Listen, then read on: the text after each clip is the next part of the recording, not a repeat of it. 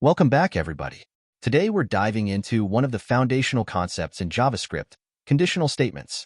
Whether you're just starting out or looking to refresh your memory, this video will cover everything you need to know about if, else, and else if. So let's get started. Conditional statements allow your code to make decisions.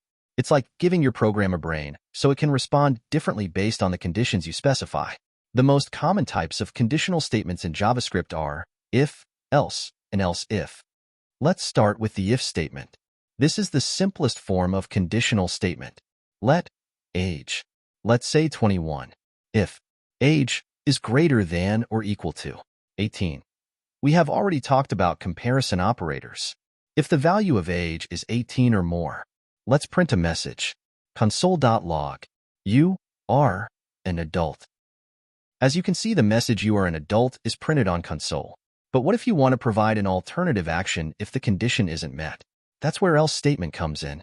Else, console.log, you are not an adult yet.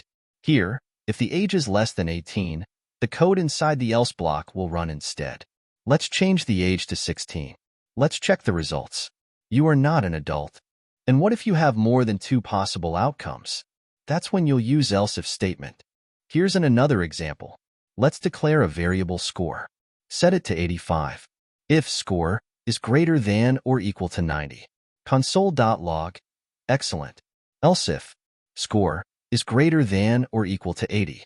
Console.log, good. Else, console.log, need improvement. In this example, the code checks each condition in sequence. If the score is 90 or above, it prints excellent. If the score is between 80 and 89, it prints good. If none of these conditions are met, it defaults to need improvement. So the final output of this code is good because the score is between 80 and 89. And that's a wrap on conditional statements in JavaScript. By mastering these, you'll be well on your way to writing dynamic, responsive code. If you found this video helpful, don't forget to give it a thumbs up and share it with your fellow coders. And as always, if you have any questions or topics you'd like me to cover, drop a comment below. Thanks for watching.